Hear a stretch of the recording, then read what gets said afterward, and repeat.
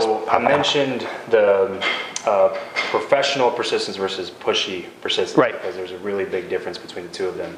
A lot of it is the fact that when I first started in sales, I was definitely the pushy, persistent guy.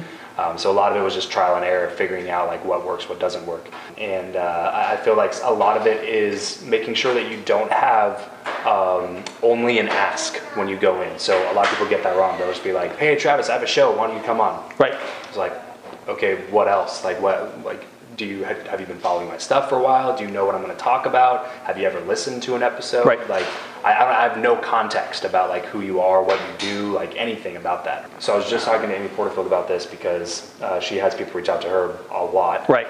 And some of the people that reach out do it in a way that you can tell that they've never even consumed any of your content. They just see that you have followers, and so they want to get a piece of that. I want to feel that goodness. Oh yeah, I love your show, and they say something that's like totally ignorant about anything that you do. Like, actually, I've never said anything like that. You know what I mean? So that's one example.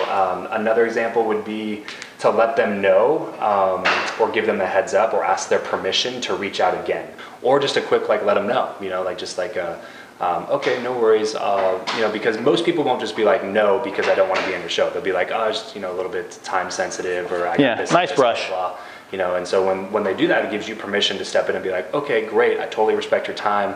What I'll do is I'll put it in my calendar to reach out again in the next 4 or 5 weeks, and that way it gives you some time to like get everything done in order, and then I'll keep going with my show in the meantime. Look forward to what you're putting out. And then the other thing is be patient. Like, persistence with patience is really what helps you not be as pushy.